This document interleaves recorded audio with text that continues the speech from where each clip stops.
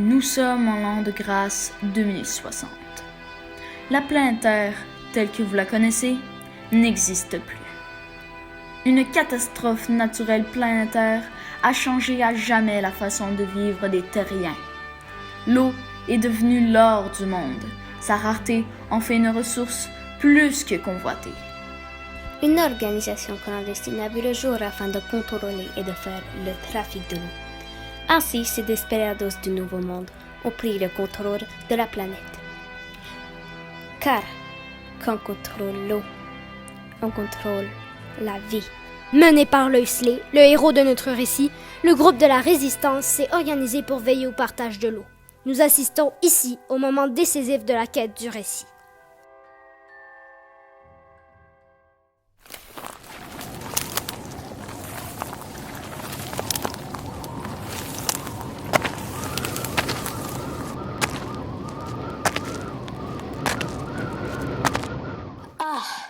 Vous voilà enfin. Je vous attendais un peu plus tard. Vous êtes impressionnant. Sors de ta cachette et viens te présenter. Ici, on n'est pas à l'oasis. Ici, vous n'êtes rien. Ici, c'est moi qui décide. T'as peur? Peur? Chère Jeanne, tu crois un peu trop au personnage que tu es devenu. Tu connais mon nom? T'es bien informé. Oui, rien ne m'échappe. Mais maintenant, on a suffisamment discuté. J'en ai assez de vous avoir à nos trousses, toi et tes amis. D'ailleurs, il est où Loisley? Il n'a pas réussi à survivre au périple jusqu'à nous? Nous préférons vous avertir tout de suite. Au cours de la prochaine heure, vous allez immanquablement vous attacher au personnage de Loisley. Mais la vérité, c'est que notre héros, il n'avait pas ce qu'il faut pour vivre dans le Nouveau Monde. Attends, tu veux dire que notre héros... Oui, Rodrigue, tu as tout compris. Notre héros, il va mourir. Non, il n'a pas passé à travers et on est ici pour honorer la mission qui lui a été donnée par Slim Jim. On est ici pour négocier le partage équitable de l'eau pour les terriens. T'as aucun droit de garder toute cette eau pour la cité. Pour qui tu te prends? T'es là, seul, devant moi. Moi, je vais accepter tout terrien qui voudra bien se plier aux lois de la cité. Les lois de la cité, tes lois qui font que tu assoiffes le peuple pour asseoir ton emprise sur eux. T'entends ce que j'entends? Ce sont mes hommes qui approchent. Ils ont comme mission d'éliminer toute personne qui viendrait contrecarrer mes plans pour la cité. T'as besoin de personnes déterminées comme toi à la cité. Je peux t'offrir un poste de choix, tu sais, et à tes amis aussi. Pour participer à l'asservissement des citoyens, ça, jamais. Comme tu voudras. Vous avez un dernier saut avant de disparaître? Ouais, monte-toi pour que nous connaissions le visage de l'ignominie. Le mystérieux personnage sort de sa cachette. Mais on ne le reconnaît pas, car son visage est couvert avec un capuchon. Enlève cette capuche. L'étranger est maintenant face à Jeanne et à son groupe. Il va pour enlever son capuchon, mais à ce moment précis, l'éclairage passe au noir. C'est la fin du prologue.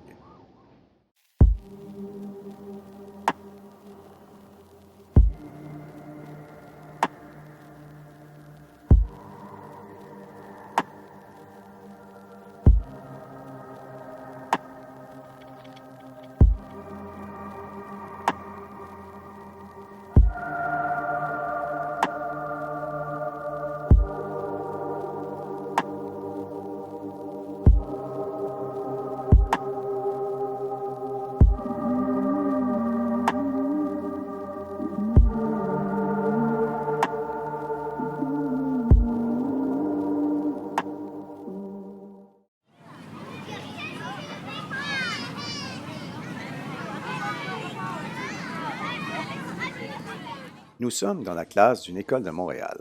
Un enseignant en art dramatique du nom de Paul Classe est en train d'expliquer à ses élèves les derniers préparatifs de leur voyage humanitaire dans une ville où il y a eu récemment une catastrophe environnementale.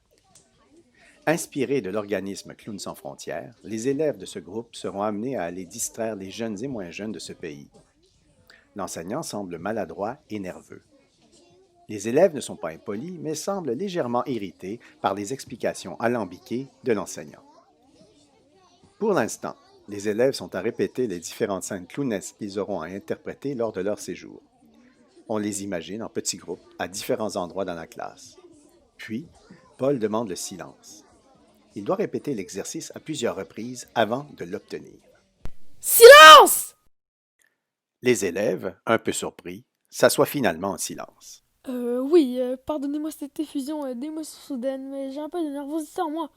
Non, je ne veux pas dire que je suis nerveux pour notre voyage humanitaire, ça non, ne vous en faites pas. Car je ne voudrais en aucun cas transmettre sur vous mon stress immense de prendre l'avion. Moyen de transport que je déteste, même plus que le bateau, malgré le fait que j'ai un mal de mer atroce. Ni que vous ressentiez ma grande insécurité de devoir être un des deux adultes qui s'occupera d'un groupe de 20 adolescents 24 heures sur 24 avec des parents accompagnateurs que je ne connais même pas, ce qui signifie pour moi un défi social ultime. Qu'est-ce qu'il raconte? Aucune idée. Pauvre monsieur Classe, vous devriez pas vous mettre dans un état pareil. On est super autonome, puis justement, vous êtes pas seul là-dedans. Puis c'est votre idée, en plus. Ben oui, respire, monsieur. Hey, j'ai hâte de partir. À cette réplique, les élèves se remettent à parler entre eux. De plus, je ne voudrais en aucun cas approcher sur vous mon sentiment d'infériorité face à Madame Ducour, enseignante, charismatique, déterminée, appréciée, voire adulée de chacun d'entre vous. Qui suis-je pour avoir la chance de passer 3 semaines à ses côtés? Misère, quelle idée j'ai eue de partir ce projet. J'avais-tu vraiment besoin de ça? C'est à ce moment que Madame Ducour entre en classe. Ah, Jeanne! Je veux dire, Madame Ducour!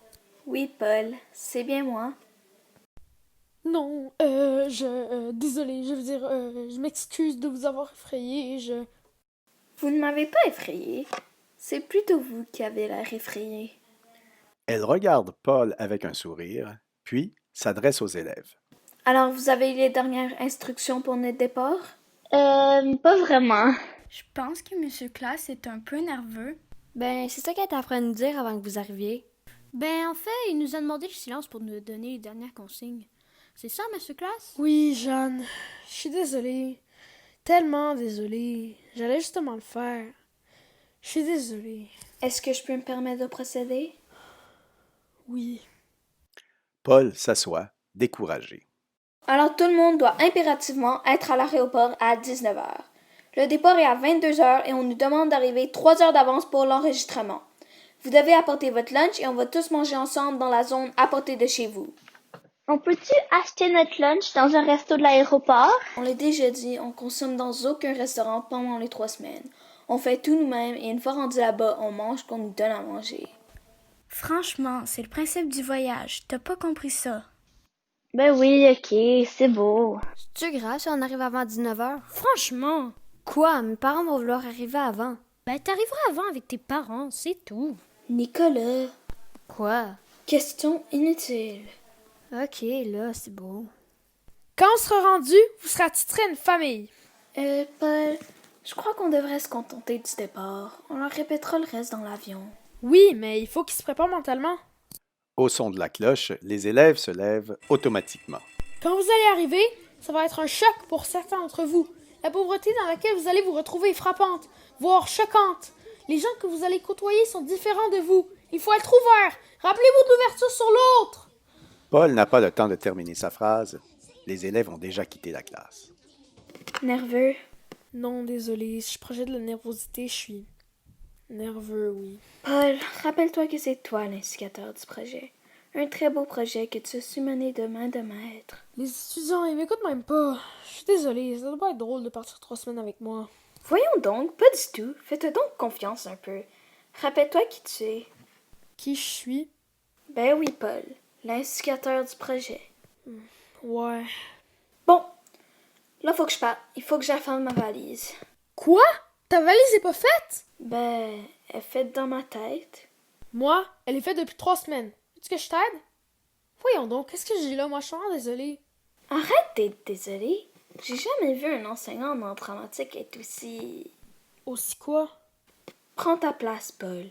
Profite de ce voyage-là pour prendre ta place et te rappeler qui tu es. T'aimes ça de faire des personnages?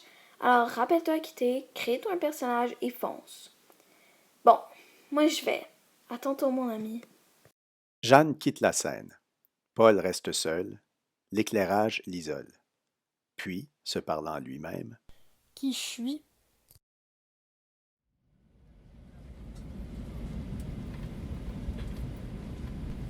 Donc, comme je vous le disais, nous sommes ici pour aider, donner du bonheur et partager sur nos différences avec des gens différents de nous. Oui, monsieur Classe, on sait.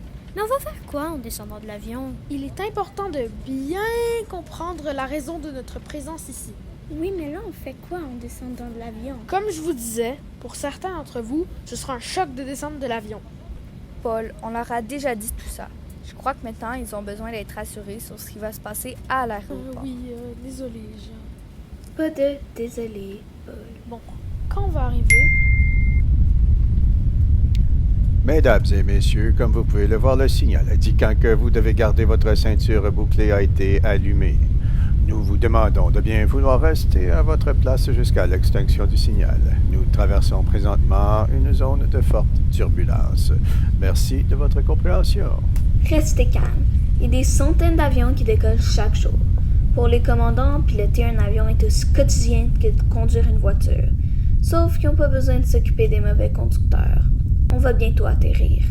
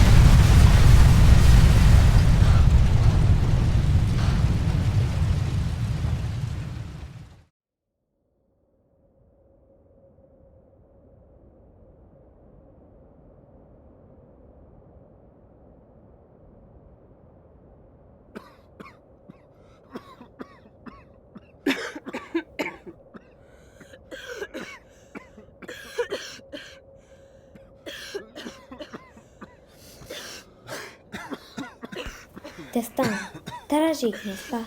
Parti donner des instants de bonheur à des humains dévastés par des catastrophes naturelles, notre équipage se retrouve dans une situation de survie extrême. En effet, en plus de se retrouver dans un écrasement d'avion, ils sont face à l'anéantissement de la planète. Mais ça, ils ne le savent pas encore. 4 heures ont suffi à anéantir la planète. Le dérèglement écologique était tel que la planète s'est révoltée une bonne fois pour toutes. À partir de ce moment, les inondations, tsunamis et autres tremblements de terre céderont place à la grande sécheresse. Pour les survivants, la recherche de l'eau deviendra beaucoup plus importante que celle de l'or à l'époque de la Grande Ruée, et l'état de droit se fera rapidement supplanter par la loi du plus fort. Bienvenue dans le Far West 2040. Par un miracle inexpliqué, Paul, Jeanne et leurs élèves porteurs de bonheur se sont sortis indemnes de l'écrasement. Bon, ok les enfants, les secours devraient pas tarder à arriver. On va quand même trouver une façon de se mettre à l'abri au cas où... Là, madame, vous êtes certaine que quelqu'un va venir nous chercher? On voulait de l'aventure, mais là, c'est un peu trop. Ok, là, faut rester calme et écouter ce que Madame Ducour et Monsieur Classe nous disent. J'ai faim. T'as faim? Ben, quand je suis nerveux, j'ai tout le temps faim. Bon, moi je pars avec Charlotte et Isabelle pour voir comment on peut se mettre à l'abri. Paul, pouvez-vous aller chercher les provisions dans l'avion avec Carl et Nicolas? Paul? tous les personnages quittent la scène, sauf Paul. Il est catatonique et regarde droit devant. J'ai-tu vraiment besoin de ça?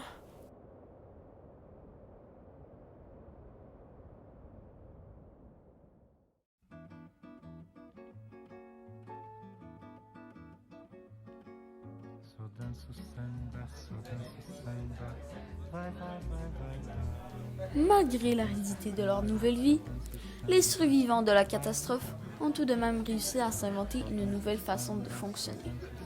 On peut même dire qu'à certains moments, le bonheur est au rendez-vous. Santé! La tâche la plus ardue fut de trouver l'eau nécessaire à leur survie. Pendant près de 3 ans, notre groupe de rescapés dut se promener de lieu en lieu, trouvant ça et là des sources d'eau, la plupart du temps souterraines, creusant parfois jusqu'à 4 mètres de profondeur pour trouver un filet d'eau pour s'approvisionner. Mais à chaque fois, après quelques semaines ou quelques mois, la source s'asséchait et nous courageux devaient migrer en autre lieu. Le groupe s'organisa en micro-société dans laquelle chacun avait ses responsabilités. Mais le fait de n'avoir rencontré âmes qui vivent pendant plus de 4 ans ne signifiait en aucun cas que nos amis étaient les seuls survivants de la catastrophe planétaire. En effet, d'autres groupes survivaient ailleurs.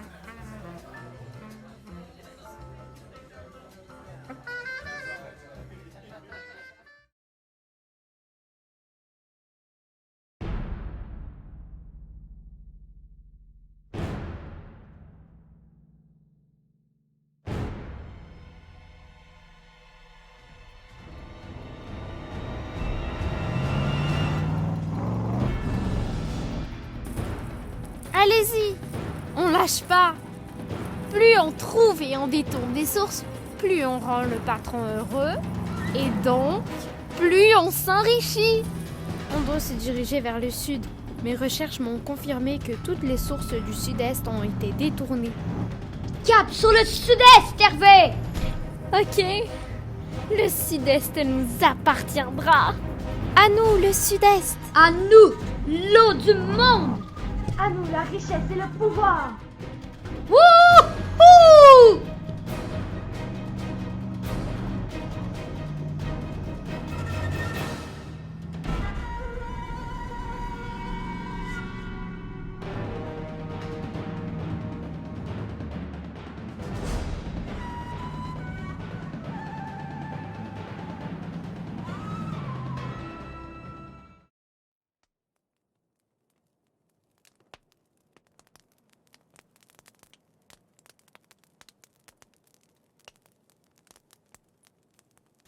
Je suis tannée d'être ici. Moi, je suis tannée d'avoir toujours travaillé pour avoir juste le nécessaire pour survivre. Creuser des trous juste pour boire un peu d'eau, puis même pas avoir le droit d'en prendre comme j'en veux. L'eau, c'est pour tout le monde, et tu sais très bien que c'est pour ça qu'on se rationne. Ben oui, je le sais. Je fais juste dire que je suis tannée, j'ai bien le droit. Ben oui, t'as le droit. J'aurais jamais dû m'embarquer dans ce projet-là. Allô? C'est pas seulement ici que c'est comme ça. Si ça se trouve, c'est comme ça partout sur la Terre. Ben oui, mais au moins on serait avec nos parents si on n'était pas partis faire les clowns à l'étranger pour aider les plus démunis. On sait pas ce qui se passe ailleurs. Peut-être qu'on est chanceux d'être ici. Chanceux d'être ici, sans nos parents. Je t'aime bien, Jeanne, mais je vois pas comment ça pourrait être pire ailleurs. Je le sais pas, tu le sais pas, et personne ici le sait. Je suis désolée de vous avoir attiré dans cette situation. Hey Paul, on peut-tu chialer sans se sentir responsable de toi? C'est toi l'adulte ici. Et pas désolé, Paul. Ok. Moi, je vais me coucher. Moi aussi. Je vais faire une marche. Ça te dérange si je viens avec toi? Ben non. Allez pas trop loin et apportez vos lampes frontales. Ben oui. Tous les élèves sont maintenant partis. Il ne reste plus que Paul et Jeanne autour du feu.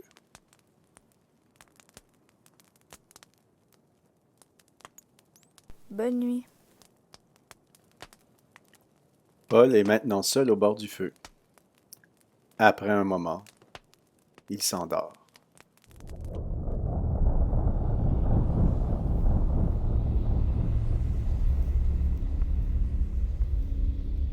Dans son sommeil profond, Paul fera un rêve qui sera déterminant pour lui et la suite des choses.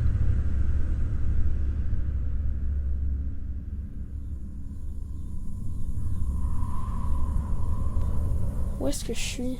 Je me suis endormi? Paul aperçoit un homme de dos. Il est accroupi, porte un chapeau de cow-boy et un poncho. L'esprit de l'Ouest? Tiens, il semblerait que j'ai trouvé un filon d'or. Excusez-moi, monsieur l'Esprit, mais vous êtes un peu en retard. La rue vers l'or, c'était il y a 200 ans. Aujourd'hui, c'est plus l'eau qu'on cherche. Chacun cherche ce qu'il veut bien chercher, Paul. Des fois, il faut creuser très creux pour trouver ce que l'on cherche. Je sais pas du tout ce que je fais ici. Je devrais pas être ici. J'ai pas ce qu'il faut pour affronter notre nouveau monde. Mais tu cherches quoi au juste, Paul? Moi? Ici? Qu'est-ce que je cherche? Plus souvent qu'autrement, de l'eau. Et même pour ça, ils ont plus besoin de moi. Quand on est parti, au moins, ils étaient jeunes. Maintenant, ils seront bientôt des adultes. Tellement débrouillards en plus. Oublie l'eau pour quelques instants. Difficile à faire. Disons que de nos jours, en 2045, c'est un peu ce que tout le monde cherche. C'est pas ça, Paul. C'est pas ma question. Arrête-toi un peu. Demande-toi ce que tu cherches. Je comprends pas. Ton projet de venir ici avec les élèves, ça te ressemble pas. Une erreur, monsieur l'Esprit. Une erreur. Non, Paul. T'es pas ici pour rien. Continue de creuser. Continue de creuser, Paul. Tu vas trouver ce que tu cherches. L'esprit de l'Ouest se lève. Il se dirige vers Paul. Il enlève tranquillement son chapeau et le met sur la tête de Paul. En ce qui concerne l'eau, continue vers le sud-est. Tu vas trouver un village organisé du nom d'Oasis. Il y a de l'eau là-bas. Ce sera pas facile de vous faire accepter, mais pour le moment, c'est votre meilleure alternative. Oui, pour le moment, c'est votre meilleure alternative. Paul, quand tu vas avoir suffisamment creusé pour trouver ce que tu cherches, tu vas comprendre qu'ils ont besoin de toi, tes élèves. Vas-y, mon gars, prends ta place. À son réveil au petit matin, Paul a bel et bien le chapeau de l'Esprit de l'Ouest à côté de lui. Au réveil de l'équipe, Paul leur explique qu'ils devront aller vers le sud-ouest pour trouver Oasis. Il a maintenant un aplomb que ses équipiers ne lui connaissent pas. Jeanne, en particulier, semble pour le moins très surprise. Il leur explique que le chemin sera long et pénible pour se rendre à Oasis, mais que c'est la chose à faire. Tell me where the wind is blowing, 'cause that's where the music's going. You are my big dark blue and I wanna swim all around you. You are the sweetest melody I never saw.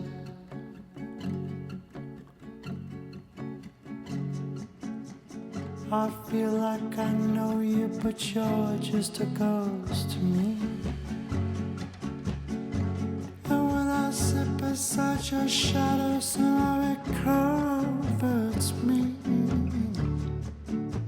You are the sweetest melody I never saw. Au cours de ce long et pénible périple vers Oasis, Paul prend de plus en plus de décisions. Même si Jeanne demeure la leader incontestée du groupe, ils font désormais une belle équipe. You are the sweetest melody I never saw.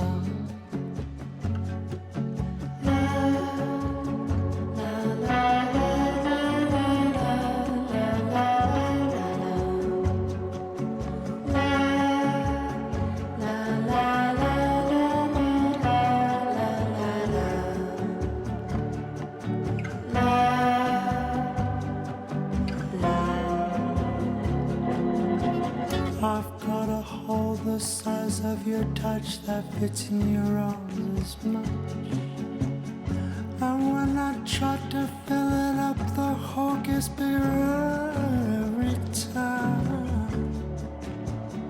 You are the sweetest melody I never saw. You are the sweetest melody I never saw. You are my island of love, my remedy to rescue me. You are the breeze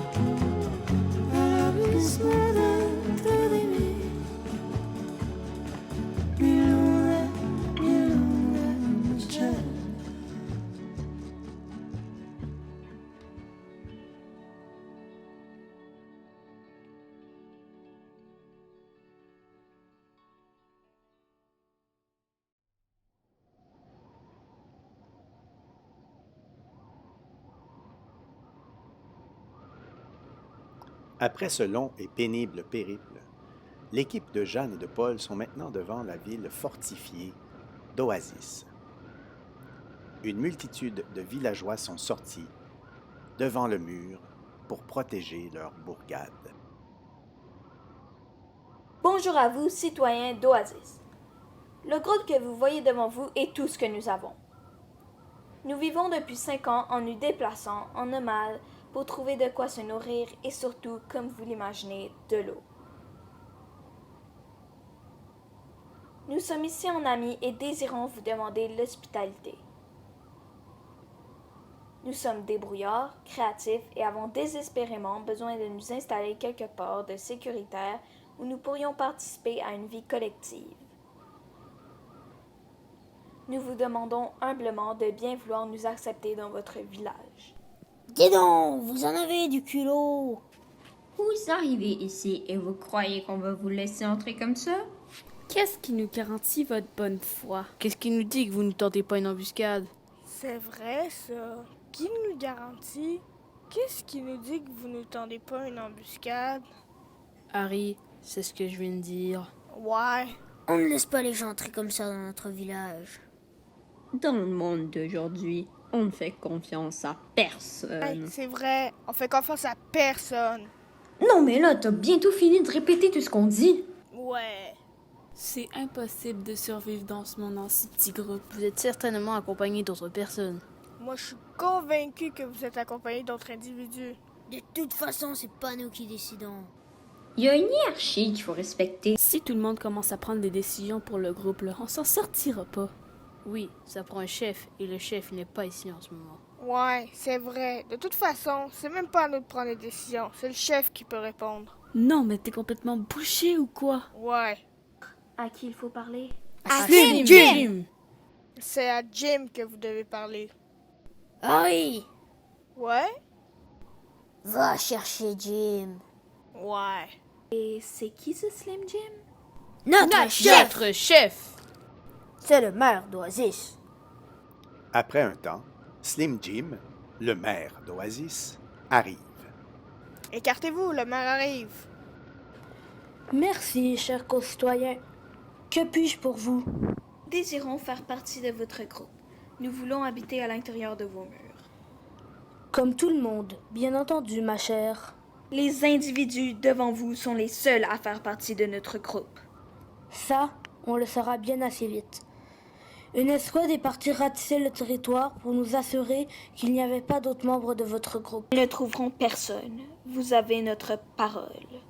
Mais même si mon équipe ne trouve personne, nous ne pourrons malheureusement pas vous autoriser à passer ce mur. Monsieur le maire, nous devons nous serrer les coudes. Nous ne sommes pas si nombreux à avoir survécu jusqu'à maintenant. Pourquoi ne pas nous accueillir? L'équilibre d'un groupe est très fragile. Nous ne pouvons pas mettre en péril cet équilibre que nous avons réussi à établir à Oasis. Et puis, nous finirons par manquer de ressources. Nous avons de l'eau, mais nous devons nous rationner, vous savez. Nous avons survécu jusqu'ici. Nous sommes assez forts pour vous aider dans votre organisation, j'en suis persuadée. C'est vrai que nous avons toujours besoin de gens pour des nouvelles idées ou pour creuser de nouveaux puits. Slim Jim prend un temps pour réfléchir. Vous allez devoir faire vos preuves si vous voulez faire partie d'Oasis. Nous sommes prêts à faire nos preuves.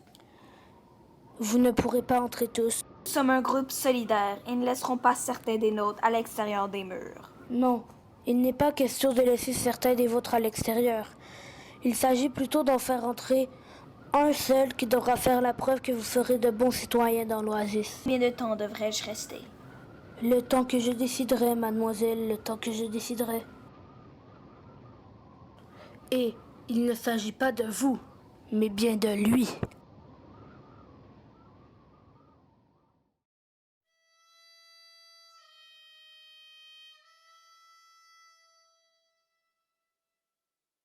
Slim Jim pointe Paul. Ce dernier s'avance tranquillement entre les membres de son groupe pour aller rejoindre le maire. Une fois rendu à sa hauteur, il regarde une dernière fois ses amis avant de passer de l'autre côté de la forteresse. C'est ainsi que notre héros devint en quelque sorte l'otage des habitants d'Oasis. Ne sachant à quoi s'attendre, toute la pression de la survie de son groupe reposait sur ses épaules trop fragiles. C'est à ce moment-là qu'il va mourir? Bientôt, ami Rodrigue, bientôt.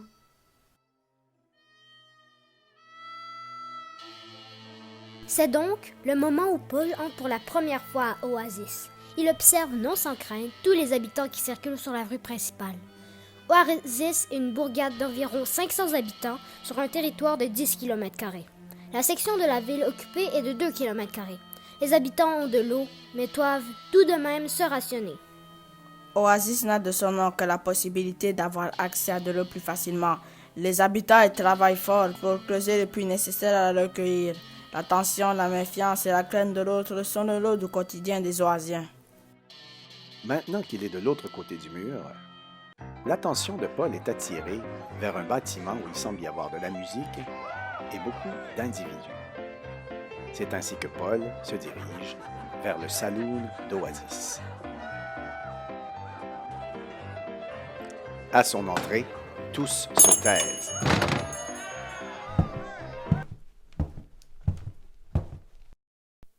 Je pourrais avoir un verre d'eau? Il a demandé un verre d'eau. On voit bien qu'il ne vient pas d'ici. Il connaît pas les règles. Soudain, un des clients se lève. Il n'a pas l'air commode. Tous se taisent. Et moi, j'aime pas ceux qui connaissent pas les règles. Calme-toi, Jack. Ouais, Harley, calme-toi. J'aime pas qu'on change nos habitudes. J'aime pas qu'on vienne jouer dans les habitudes du village. J'aime pas l'inconnu. Et lui, je l'aime pas. Calme-toi, Jack. Je l'ai vu arriver avec le maire tantôt. À cette phrase, le client marabout semble se calmer un peu. Il fixe Paul et lui dit « T'as de la chance, le cure-dent. » Le tenancier du saloon prend la parole. À Oasis, il n'y a pas de consommation d'eau dans les lieux publics. Chacun gère sa réserve personnelle à la maison et le reste est mis en commun à la banque en cas de pénurie. Si tu veux quelque chose à boire, tout ce qu'on a, c'est du jus de cactus. J'ai jamais goûté le jus de cactus, mais j'en prendrais volontiers une goutte pour m'initier à vos coutumes. Attention, ça pique un peu. Paul prend une gorgée du jus de cactus. À sa réaction, on comprend que la boisson est très forte. T'es qui au juste? À ce moment, l'éclairage isole Paul. Nous sommes dans sa tête. Qui suis-je? Ici, personne ne me connaît. Ici, je peux être qui je veux. Invente-toi un rôle, tiens-le, puis prends ta place.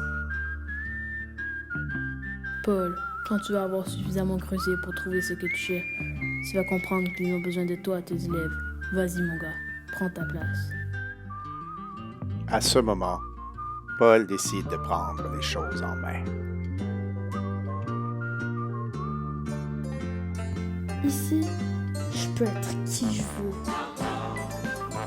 Tu veux savoir qui je suis, hein? He's the guy who's the talk of the town with the restless gun. Don't you bother to fool him around. Keeps the varmints on the run. Fin de la première partie. You may think he's a sleepy type guy.